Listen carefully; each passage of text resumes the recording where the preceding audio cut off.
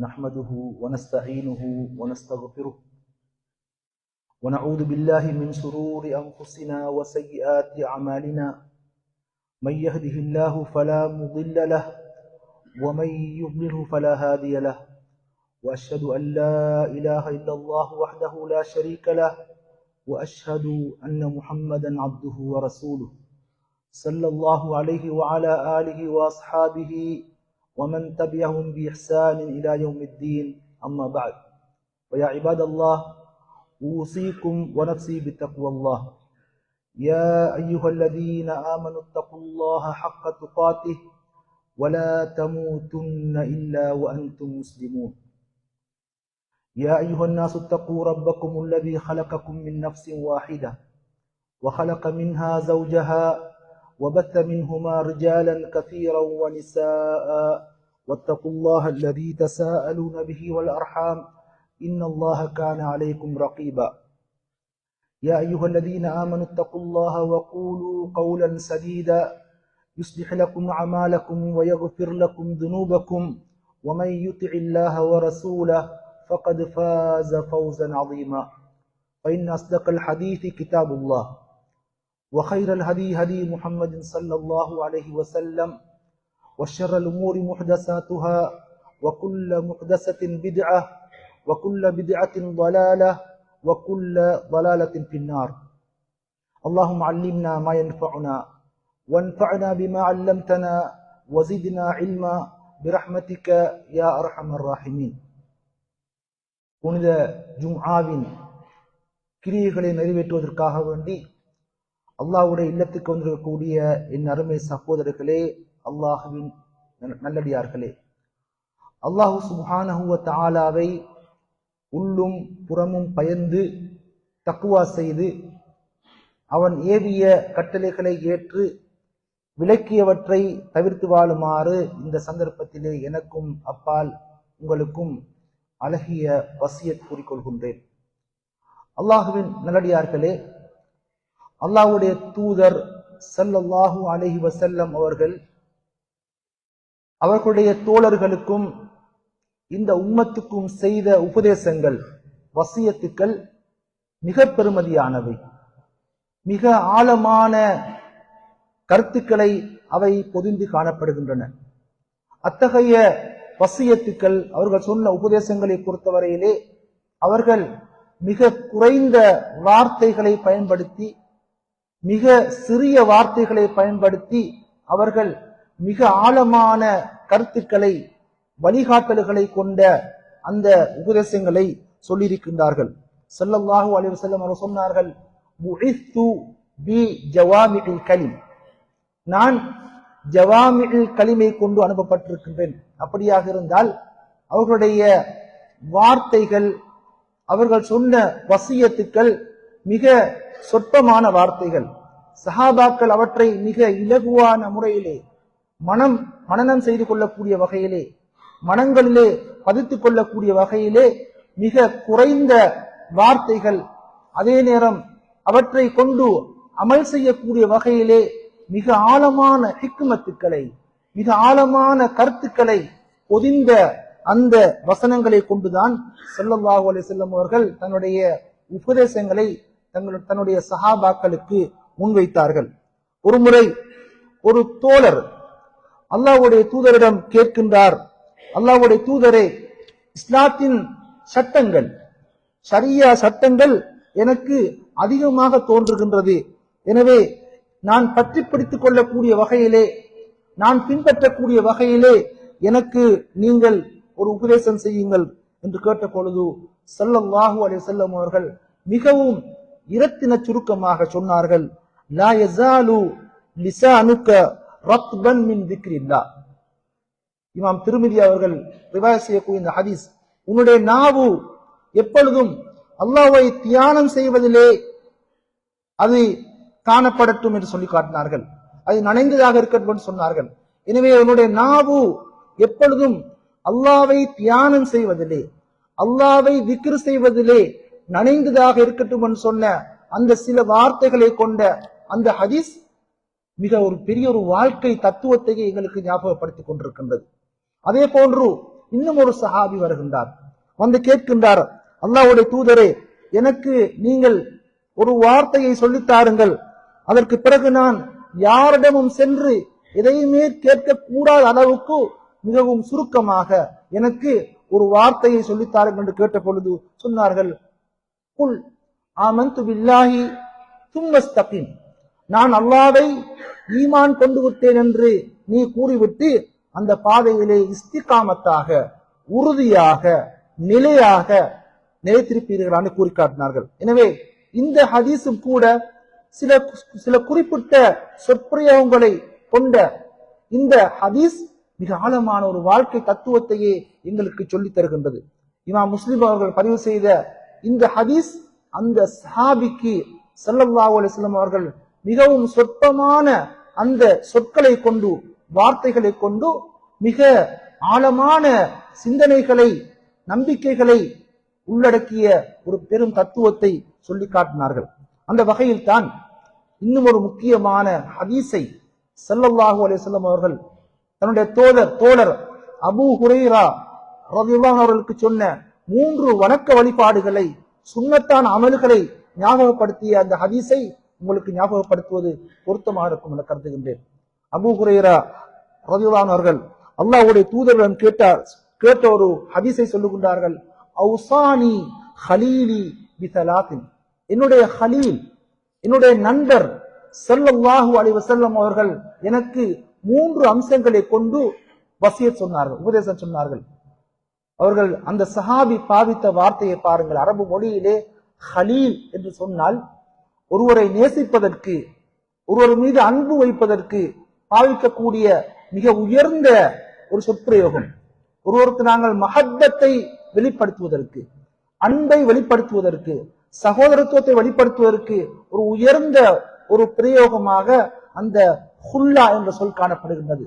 அத்தகைய சொல்லை பயன்படுத்தி அல்லாஹ்வுடைய தூதர் மீது கொண்ட அந்த மஹப்பத்தை வெளிப்படுத்தி அவர்கள் சொன்னார்கள், அவுசானி ஹலீலி, என்னுடைய ஹலீல் தூதர் ஸல்லல்லாஹு அலைஹி வஸல்லம் அவர்கள் எனக்கு 3 விடயங்களை கொண்டு உபதேசம் சொன்னார்கள். சியாமு ஸலாஸத அய்யாமின் மின் குல்லி ஷஹர், ஒவ்வொரு மாதமும் 3 தினங்கள் நோன்பு நோக்க வேண்டும் என்று சொன்னார்கள். வரகாத்தை லுஹர், துஹா 2 ரக்காத்துக்கள் துஹா தொழுகை நிறைவேற்ற வேண்டும் என்று சொன்னார்கள். அன் ஊத்திர கப்ல அன் அனாம, நான் தூங்க செல்ல முன்பு வித்ரு தொழுகையை நிறைவேற்ற வேண்டும் என்று சொன்னார்கள். இந்த ஹதீஸ் புகாரியிலும் முஸ்லிமிலும் பதிவு சேர்க்கப்பட்டிருக்கக்கூடிய இந்த ஹதீஸ் அந்த தோழர்களுக்கு மட்டுமல்ல முழு முஸ்லிம் உம்மத்துக்கும் ஸல்லல்லாஹு அலைஹி வஸல்லம் அவர்கள் கூறிய ஒரு வசியத்தாக காணப்படுகின்றது. எனவே இந்த 3 அமல்களையும் எங்களுடைய வாழ்க்கையிலே நாங்கள் பின்பற்ற வேண்டிய ஒரு கடமை காணப்படுகின்றது. முதலாவது வசியத்தை பாருங்கள். அவர்கள் சொன்னார்கள், மாதத்தில் 3 தினங்கள் நோன்பு பிடிக்க வேண்டும் என்று சொன்னார்கள்.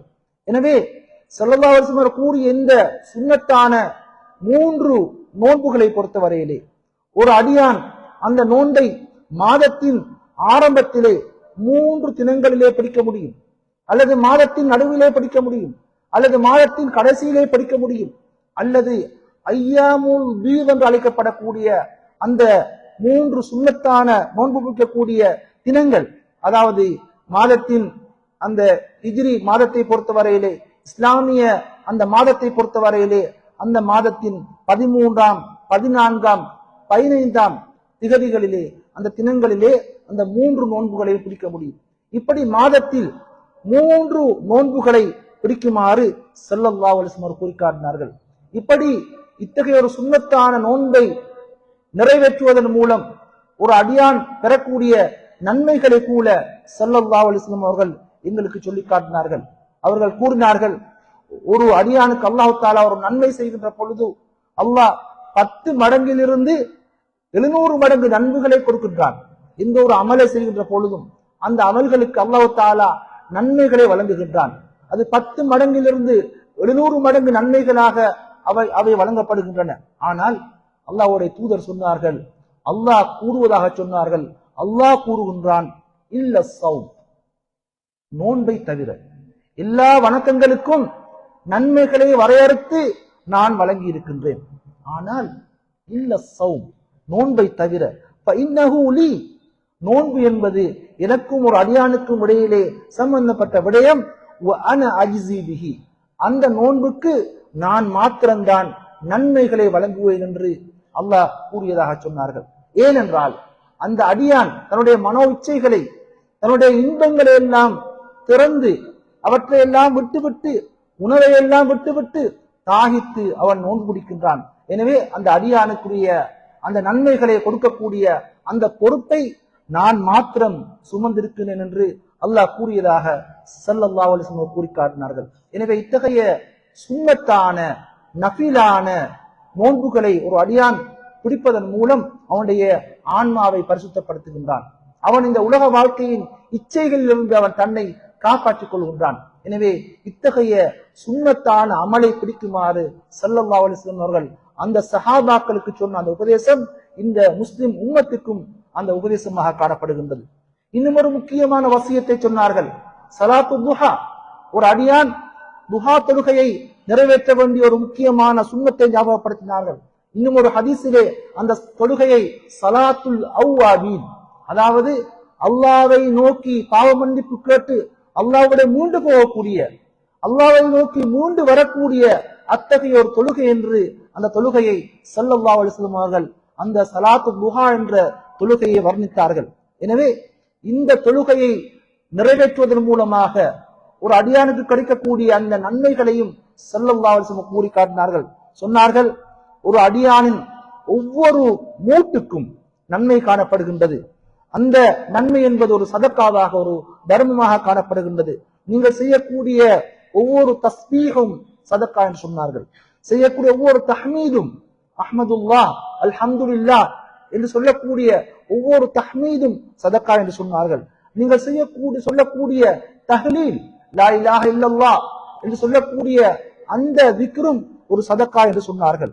குல்லு தக்பீரத்தின் சதக்கா, நாங்கள் சொல்லக்கூடிய அல்லாஹு அக்பர் என்று சொல்லக்கூடிய ஒவ்வொரு தக்பீரும் சதக்கா என்று சொன்னார்கள். நன்மையை ஏவியும் தீமையை தடுப்பதும் சதக்கா என்று கூறிவிட்டு சொன்னார்கள், இவை அனைத்துக்கும் பகரமாக நீங்கள் 2 ரக்காத்துக்கள் துஹா தொழுகையை நிறைவேற்றுவதன் மூலமாக நீங்கள் மனிதனுடைய உடலிலே காணப்படக்கூடிய 360 மூட்டுக்கள், அந்த மூட்டுக்களுக்கு சமமான நன்மைகளை நீங்கள் பெற்றுக் கொள்வீர்கள் என்று ஸல்லல்லாஹு அலைஹி வஸல்லம் கூறி காட்டினார்கள். எனவே நாங்கள் அதிகாலை ஃபஜ்ர் தொழுகையை நிறைவேற்றிவிட்டு சற்று நேரம் காத்திருந்து சூரியன் உதித்த பின்னர் 13 நிமிடங்கள் கழித்து நாங்கள் தாமதித்திருந்து அந்த துஹா தொழுகையை நிறைவேற்றுவது ஒரு மகத்தான ஒரு சுன்னாவாக காணப்படுகின்றது. அந்த தொழுகை துஹர் நேரம் நெருங்குகின்ற வரைக்கும் எங்களுக்கு அந்த இடைப்பட்ட நேரத்திலே அந்த துஹா தொழுகையை நிறைவேற்ற முடியும் என்று ஸல்லல்லாஹு அலைஹி வஸல்லம் அவர்கள் எங்களுக்கு அந்த சுன்னாவை சொல்லி தந்திருக்கின்றார்கள். அவை 2 ரக்காத்துக்காக நிறைவேற்ற முடியும், அல்லது அதைவிட கூட ரக்காத்துக்களை கூட நிறைவேற்ற முடியும் என்று ஸல்லல்லாஹு அலைஹி வஸல்லம் அவர்கள் எங்களுக்கு இந்த துஹா தொழுகையை ஒரு மகத்தானதொரு சுன்னாவாக எங்களுக்கு அறிமுகப்படுத்தியிருக்கின்றார்கள். 3வது வசியத், அந்த வசியத்து தான் எங்களுக்கு வித்ர் தொழுகையை நாங்கள் பேணி வர வேண்டியதன் முக்கியத்துவத்தை ஞாபகப்படுத்துகின்றது.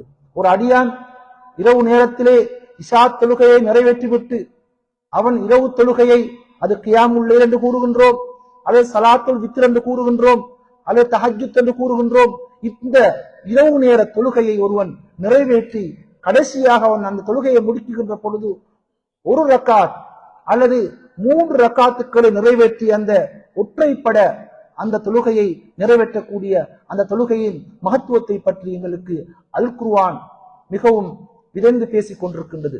ஸல்லல்லாஹு அலைஹி வஸல்லம் அவர்கள் இந்த தொழுகையின் மகத்துவத்தை பற்றி எங்களுக்கு நிறைய கூறியிருக்கின்றார்கள். எனவே அந்த தொழுகையை நாங்கள் இஷா தொழுகையை நிறைவேற்றியதன் பின்னர் எங்களுக்கு நிறைவேற்ற முடியும், அல்லது நாங்கள் விழித்து எழுந்து இரவு நேரத்தின் கடைசி பகுதியிலே அந்த தொழுகையை எங்களுக்கு நிறைவேற்ற முடியும். எனவே 1 ரக்காத்தாகவோ அல்லது 3 ரக்காத்துக்களாகவோ தொடர்ந்து அவற்றை நிறைவேற்ற முடியும், அல்லது 2 ரக்காத்துக்களை தொழுதுவிட்டு சலாம் கொடுத்துவிட்டு நாங்கள் மீண்டும் 1 ரக்காத்தாக நாங்கள் அந்த வித்ரை நிறைவேற்ற முடியும். இப்படி ஸல்லல்லாஹு அலைஹி வஸல்லம் அவர்கள் அந்த 3 ரக்காத்துக்களிலும் 1வது ரக்காத்திலே சூரத்துல் அலாவை ஓத எங்களுக்கு கற்றுத் தந்தார்கள். இரண்டாவது ரக்காத்திலே சூரத்துல் காஃபிரூனை ஓதுமாறு சொன்னார்கள். மூன்றாவது ரக்காத்திலே சூரத்துல் இஹ்லாஸை கற்றுத் தந்தார்கள். இப்படி இந்த வித்ர் தொழுகையை பொறுத்தவரையிலே அந்த வித்ர் தொழுகையை முடிந்த பின்னர் அல்லது அந்த கியாமுல் லைல் முடிந்த பின்னர் சுப்ஹானல் மலிக்கில் குத்தூஸ் என்ற விக்ருகளை ஓதுமாறு எங்களுக்கு சொல்லி காட்டினார்கள். அதே போன்று இந்த தொழுகையிலே குனூத்தை கூட ஓதுவது மிக மகத்தான சுன்னத்தாக ஸல்லல்லாஹு அலைஹி வஸல்லம் அவர்கள் எங்களுக்கு சொல்லி தந்தார்கள். இன்று தொழில்நுட்பம் வளர்ச்சி அடைந்து சமூக வலைத்தளங்களிலே நாங்கள் மூழ்கி இத்தகைய மகத்தான சுன்னத்துக்களை நாங்கள் புறக்கணித்து விடுகின்றோம். இன்று நாங்கள் நிறைய தகவல்களை சேகரிக்கின்றோம்.